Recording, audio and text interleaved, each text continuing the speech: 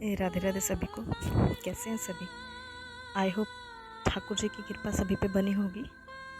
सभी अपने अपने घर पे कुशल मंगल से होंगे। आज हम बात करेंगे माँ पार्वती की कि आखिर क्यों माँ पार्वती बार बार मृत्यु क्यों होती है और भगवान शंकर क्यों अमर हैं। कथा सुनने से पहले सभी से रिक्वेस्ट है कि सभी चैनल को लाइक, शेयर और सब्सक्राइब ज़रूर किया कीजिए, जिससे मुझे मोटिवेशन मिलता है और कथा करने का। और आपने मेरी वीडियोस को बहुत प्यार, बहुत स्नेह, बहुत लाइक किया है, तो उसके लिए बहुत बहुत धन्यवाद। इसी तरह आप मेरी वीडियो को लाइक, शेयर और सब्सक्राइब करते रहिए और अपना प्यार मुझ पर निछावर करते रहिए। चलिए अब कथा शुरू करते हैं। कि एक बार की बात है कि नारद जी थे। नारद का मतलब क्या है? नारद का मतलब है नारद। जिसकी बात कोई भी रद ना कर सके उसे बोलते हैं नारद। जो जिसकी बात सभी मानते हो, कोई काटे ना जिसकी बात है, उसको बोलते हैं नारद। नारद जो ब्रह्मा जी के पुत्र हैं, भक्ति के देवता हैं, उन्हें बोलते हैं नारद। नारद जी एक बार सोच रहे थे कि आखिर इस दुनिया का कल्याण कैसे होगा, क्योंकि कलयुग आ रहा था नज़दीक। तो कलयुग में क्या होगा कि ऐसा क्या किया जाए कि कलयुगी लोगों का उद्धार किया जाए। तो नारद जी तो ब्रह्म ज्ञानी थे, तो उन्होंने सोचा कि ये काम तो शंकर जी के अलावा कोई नहीं कर सकता। तो उन्होंने कहा कि देखिए, मैंने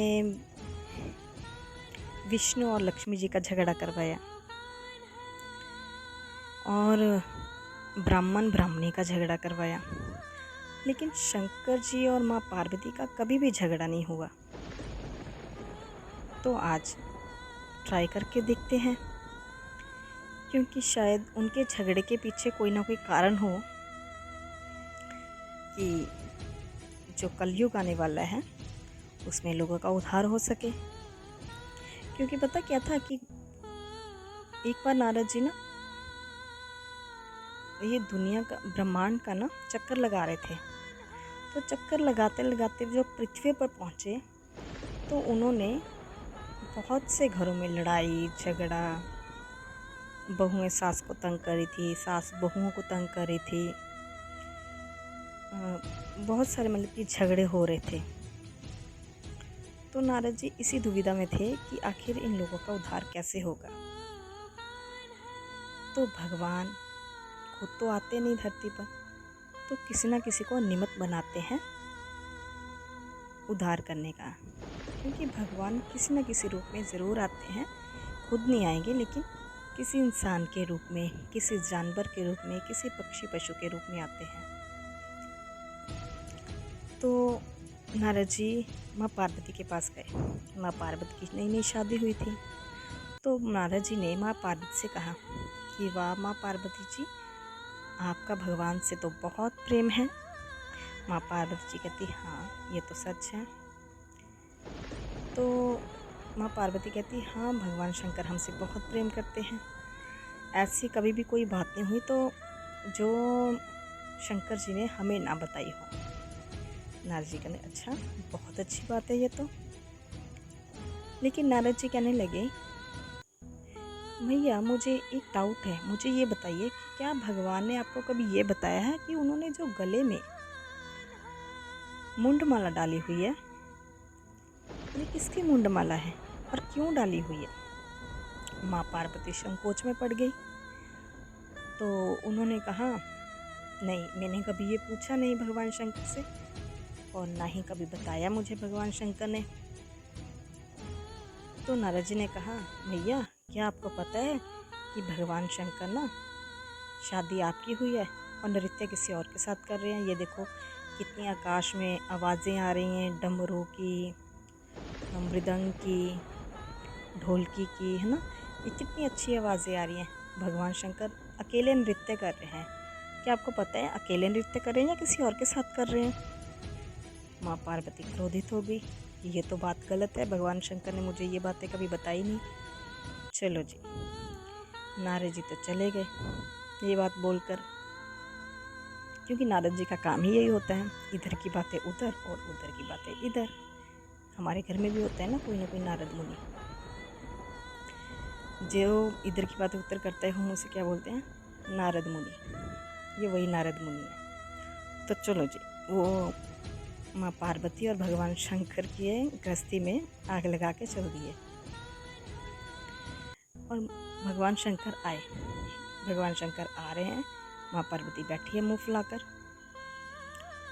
जब भगवान शंकर आ रहे हैं, माँ पार्वती ने उनका स्वागत नहीं किया। भगवान शंकर ने कहा, देवी क्या हुआ आज? आप हमसे रुष्ट हैं? आज आपने हमारा स्वागत नहीं किया। माँ पार्वती कहती कि आप हमसे प्रेम नहीं करते।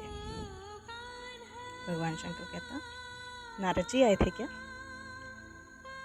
भगवान शंकर समझ गए कि ये तो भाई नारद जी का काम है। भगवान शंकर कहते, नारद जी आए थे। माँ पार्वती कहती, आपको उससे क्या? आप हमसे प्रेम नहीं करते, आप मुझे छोटा प्रेम करते हैं। भगवान शंकर ने कहा, अरे भाई बताओ तो सही, आखिर मैंने ऐसा क्या किया है? माँ पार्वती ने कहा कि मेरी बार बार मृत्यु क्यों होती है और आप अमर क्यों हैं? आपकी मृत्यु क्यों नहीं होती? और आपने ये गले में किसके मुंड डाल रखे हैं? या आखिर कौन है? किसकी माला बनाकर आपने डाल रखी है? भगवान शंकर हंसने लगे कि पार्वती तुम नहीं समझोगी। माँ पार्वती जिद करने लगी, नहीं मुझे बताइए, नहीं मुझे बताइए। भगवान शंकर कहते, ठीक है, अगर तुम सुनना ही चाहती हो तो चलो मेरे साथ। भगवान शंकर नंदी पर बैठकर माँ पार्वती को लेकर साथ चल दिए। भगवान शंकर ने धीरे धीरे करके पहले अपनी सारी चीज़ों का त्याग किया। नंदी जी को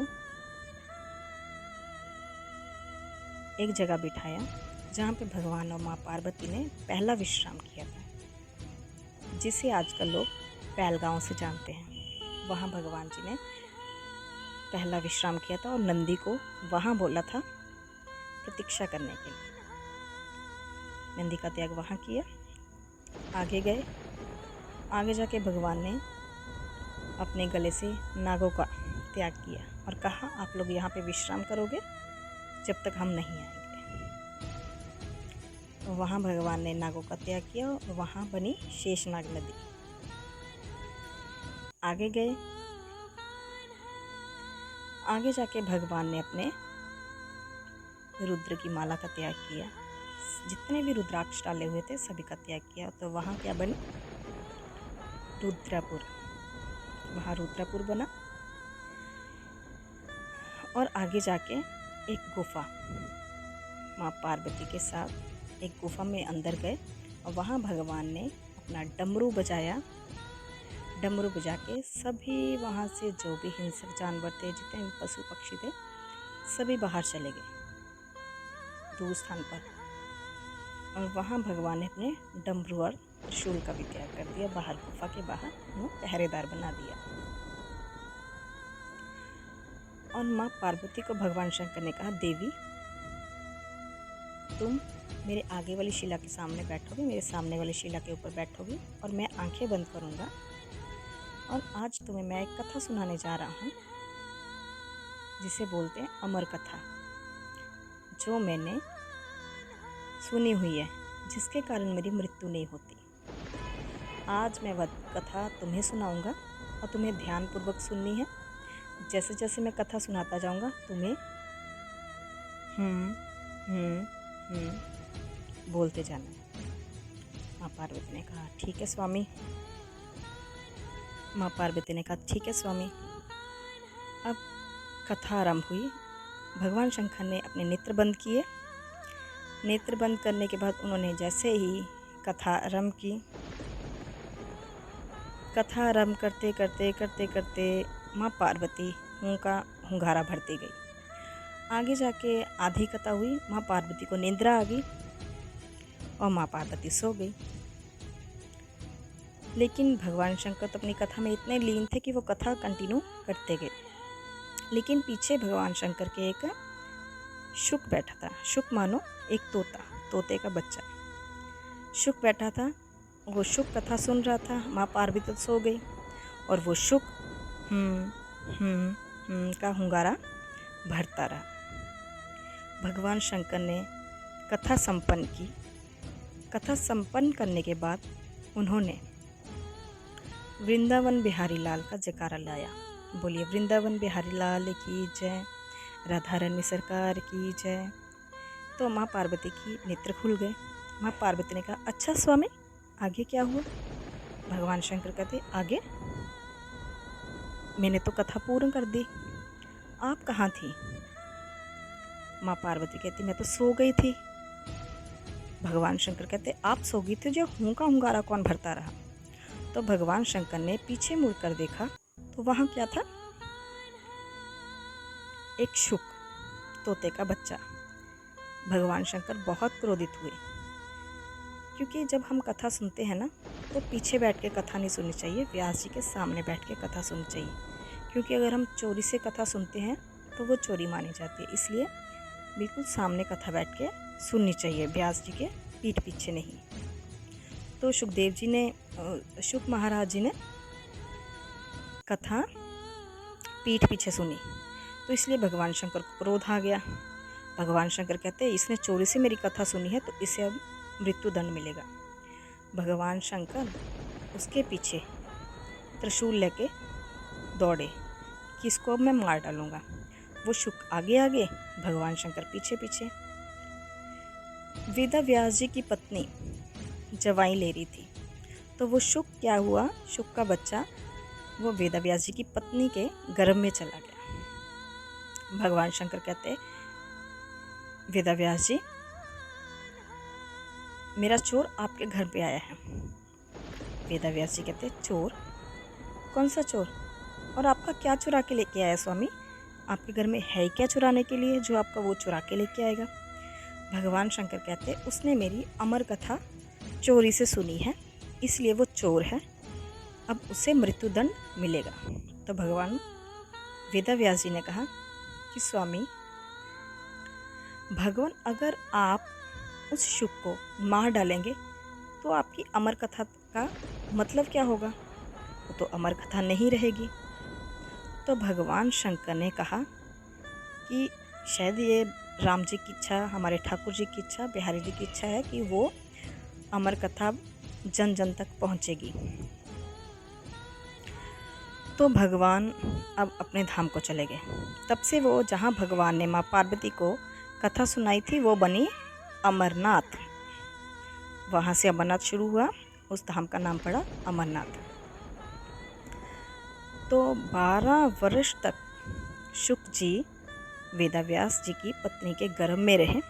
वेदव्यास जी की पत्नी को बहुत पीड़ा होने लगी, तो वेदव्यास जी ने अब बिहारी जी से रिक्वेस्ट की कि बिहारी जी अब आप ही कुछ कीजिए, मेरी पत्नी को बहुत पीड़ा हो रही है। तो बिहारी जी ने सुखदेव जी को कहा कि तुम बाहर क्यों नहीं आ रहे?